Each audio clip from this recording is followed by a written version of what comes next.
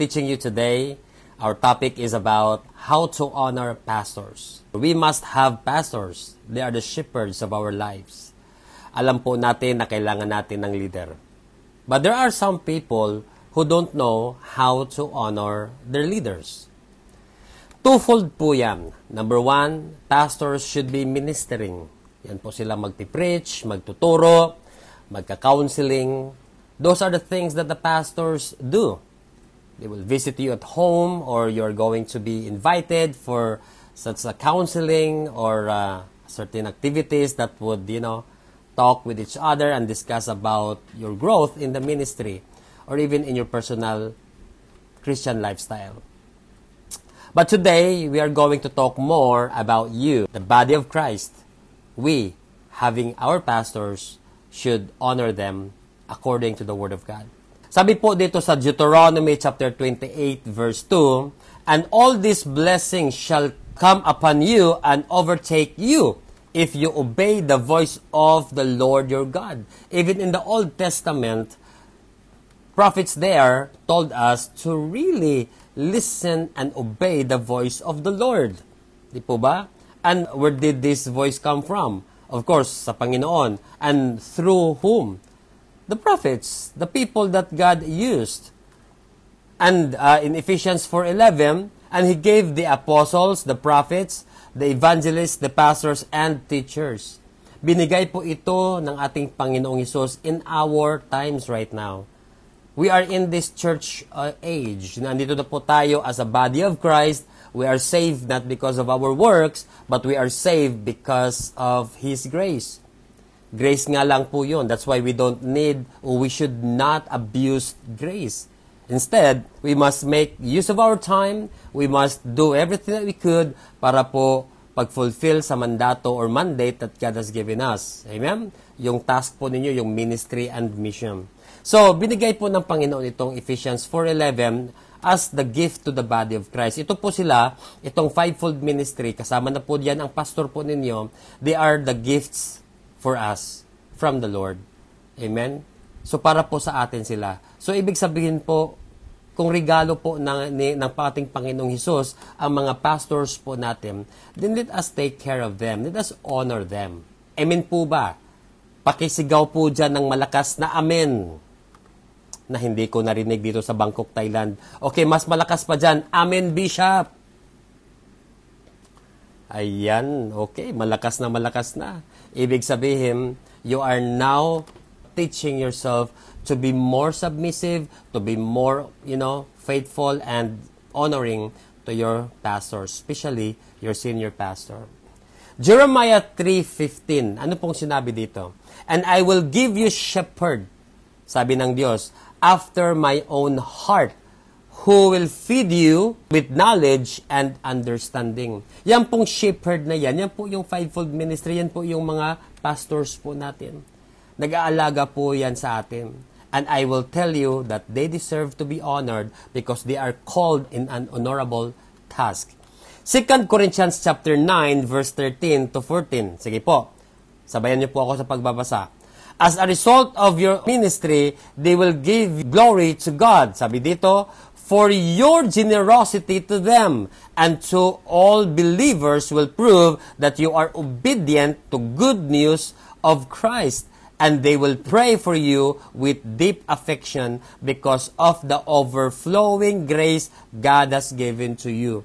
Tayo po daw, kailangan nating what? Will give glory to God by what? Generosity, our generous giving and honoring for this, mga believers, tayo pong mga faithful and obedient believers of God, that we are so honoring to our leaders. Matthew 6:33, "But seek ye first the kingdom of God and His righteousness, and all these things will be added to you." So, uunahin po natin ang paharian ng ating Panginoong Diyos. Why? By honoring our pastors, by honoring our leaders, we then prove that we honor who? Jesus Christ. By honoring His servants. Jeremiah 33 verse 3, "Call unto me, and I will answer you, and will tell you great and hidden things that you have not known." Kaya nga po hindi kayo masasagot ng Panginoon dahil hindi po kayo nakikinig sa Panginoon. And how to hear God? By listening to your pastors. Because your pastors is the spokesperson of God Almighty. Yes po, we have all weaknesses. All the weaknesses are in us. It's just like you. Ang kaibahan lang po sa mga pastors at ikaw ay nagpagamit po yan. Ang pastor yan. Pag panahon po na ikaw ay gagamitin na ng Panginoon, you will see how weak you are. I will tell you. But our weaknesses, ito pong mga weaknesses natin, God will still even use you in spite of. Bakit? Because He will strengthen you. And most of all, if God is happy of your life, doing His will, I will tell you, you are the strongest person in the world. Why? Because the joy of the Lord is our strength. The more that we make Him happy, the more that we make Him, we give glory to Him, the more that we become stronger. Sa totoo lang, that's our strength. In 2 Timothy chapter 2 verse 15, do your best to present yourself to God as one approved, a worker who has no need to be ashamed, rightly handling the word of truth. Amen. Tayo ay mag-study to show to God that we present ourselves as one approved. Kailangan po nating mag-submit to the authority. Kailangan po nating magbasa ng Biblia and then to follow what's in the Bible. If the Bible says we need to honor our pastors, we need to honor them. Romans 1:8, it says, first, I thank my God through Jesus Christ for you. So our pastors will be thanking you in the future because you are listening to them. You're honoring them. Mahirap naman kaming mga pastor magsasabing, ayaw na namin. Parang regrets na. Bakit ko pa naging membro ang taong ito? Di ba? Tayo may problema sa pastor. Hindi nyo ba iniisip ang problema ng pastor dahil sa iyo? Di ba? Don't you know na mas marami kayong pinoproblema ng pastor? Yung weakness mo, yung weakness ng katabi mo. Tignan mo yung katabi mo. O yan, maraming weaknesses yan. Lahat po kayo, lahat ng mga weaknesses ninyo. Nako, kinuha, inaccept po yan ng senior pastor ninyo. Look at your pastor right now. See how burdened she is. See how burdened he is right now because of a lot of people na inaalagaan po niya. Dahil sumusunod lang po siya sa ating Panginoong Hesus. Kung hindi nga lang sa calling ng Panginoong Hesus, she could have, work in a higher, salaried company, di po ba? Pwede nga yang mag-businesswoman, businessman. Pero hindi dahil sumunod po siya sa Panginoong Diyos, your problem is already his or her problem. Your concern is already her or his concern. That's why we need to honor him. Napapagod po yan. Sabi dito, Isaiah 52:7, how beautiful upon mountains are the feet of him who brings good news. Yan pong mga pastor natin. Mga paa po niyan, napapagod na po yan sa visit sa mga members, to do mission, to do evangelism. Pero sabi sa Isaiah, don't worry mga pastor, ito po ay para sa inyo. How beautiful upon the mountains are the feet of him who brings good news. Dahil po sa inyong pagpapagal mga pastors, gumanda po ang komunidad, gumanda po ang buhay namin.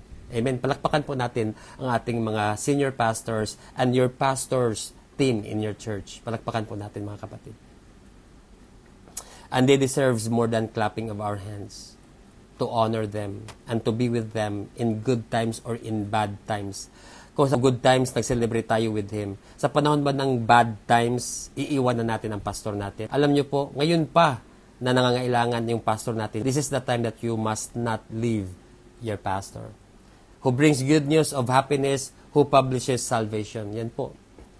So dito, in 1 Timothy chapter 5 verse 17, let the elders who rule well be considered worthy of double honor. Yung mga pastors natin, mga elders po yan. Sila po ang overseer ninyo. Especially those who labor in preaching and teaching. Yung pastors natin, nagpipreach yan, nagtuturo yan, nagtiteach yan. The more that you are going to give an honor to them than to your mayors, to your barangay kapitan, or to your honorable people in your city or in your community, mas doble pa nga ang pag-honor natin. Kung bibisita po ang pastor natin, kung malamig na tubig ang ibibigay niyo sa mga mayors, ganon, doblehan ng lamig. Di ba? Yung malamig na malamig.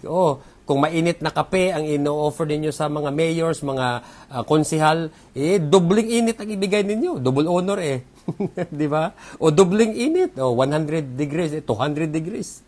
Joke lang po yan. Ibig pong sabihin yan, we need to be more concerned to them than to the people in the secular world. Di po ba? Pag andyan sa bahay ninyo, invite ninyo. And then, to those houses na in-invite po yung pastors ninyo, I will tell you, binibless po ng Panginoon yan. Ruth 1:8, May the Lord show you kindness as you have shown kindness. Di po ba? As you are going to honor your pastors, you will be honored as well. 2 Timothy 4:2, Preach the word, be ready in season and out of season. Yan po mga pastor natin. Kahit na nagkasakit po yan, even though he has got challenges in his life, but still, in season or out of season, nagpipreach po yan. Nagsasubmit po yan sa will ng Panginoon. Reprove, rebuke, and exhort with complete patience and teaching. Yan po ang mga buhay ng mga pastor natin. That's why we need to honor them and to take care of them, not only them taking care of you. Hebrews chapter 13, verse 7, Remember your leaders, those who spoke to you the word of God. Consider the outcome of their way of life and imitate their faith. Hindi basta-basta po yun.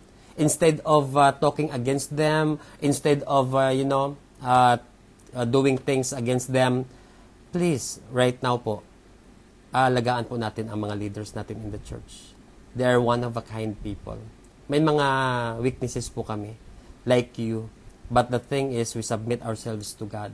Whoever the leaders in your church right now, submit to them because this is the will of God. In Psalm 37 verse 23, the Lord directs the steps of the godly. He delights in every detail of their lives. Sinabi dito, the Lord directs our steps. That's why if you want counsel, go to your pastors. They are directed by God. In this 1 Thessalonians chapter 1 verse 2, we give thanks to God always for you, making mention of you in our prayers. Meaning to say, mga kapatid, ito pong topic nating araw na ito ay about how to honor our pastors. Let us honor our pastors the way God wants you to treat them. Please honor them and you will be blessed. This is Bishop Hart. I would like to tell you that we must honor our pastors as we honor Jesus Christ Himself. To God be all the glory. Maraming salamat po at double shalom forever, my eternal family.